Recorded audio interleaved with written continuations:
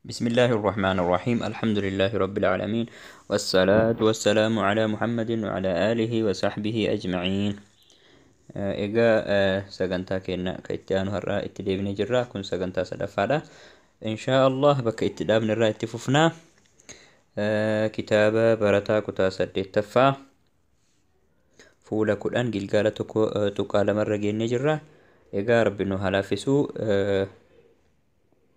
قلقالة كنا ولمان إلى الله إن شاء الله. قلقالة تقال ما جدا أيه قافي تكفى قافي لي أرمان قادي ديبي سري تاي إدو دواسيف كنمي إرتي قوتي جدا توتني لكوسا هندا مكو لكوسا توتا لكوسا انتجارا مالتا جدا لكوسا هندا في لكوسا انتجارا يوالتي مقني مالو كنا isuma lakkoofsa intijaaraa nu kenna.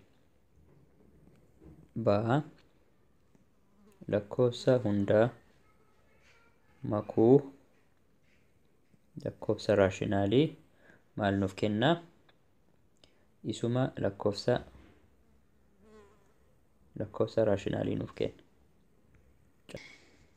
Tuuta lakkoofsa raashinaalii makuu lakkoofsa intijaaraa lakkoofsa raashinaalii nuuf kenna. Daa tuuta lakkoofsa hundaa kipha yookiin intercept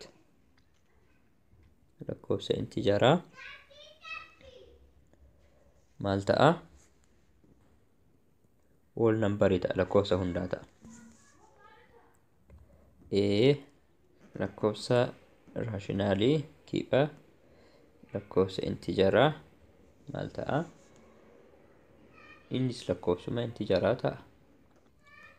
Faa lakkoofsa hundaa tuuta lakkoofsa hundaa intercept yookiin kipha lakkoofsa raashinaalii maal ta'a? Lakkoofsa hundaa ta'a. Gaafii lammaffaa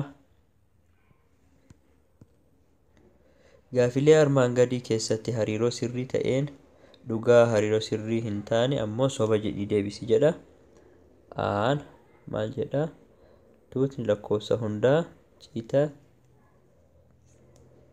lakkoofsa zaati jedha yookiin lakkoofsa intijaaraati jedha.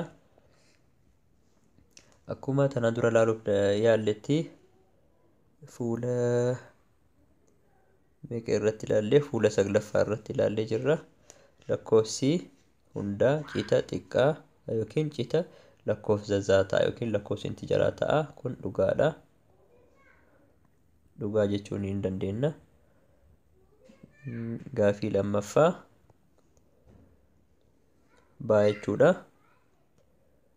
Lakkoofsi raashinaalii cita lakkoofsa intijaaraati jedha. Kuni soba yookiin eegsidha. Caa lakkoofsi hundaa cita lakkoofsa raashinaaliiti jedha. Kuni sirriidha. Daa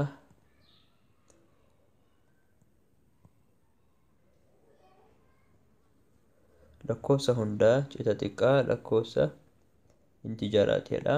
Kuni dhugaadha. Fuula sagal irratti ilaallee jirra. Lakkoofsi hundaa cita lakkoofsa zaati yookiin lakkoofsa intijaaraati. Lakkoofsi raashinaalii cita xiqqaa lakkoofsa intijaaraati jedha. Kuni soba yookiin eegsidha.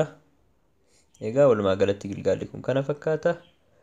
Gilgaalli gaafii sasalphoo haa fakkaatu malee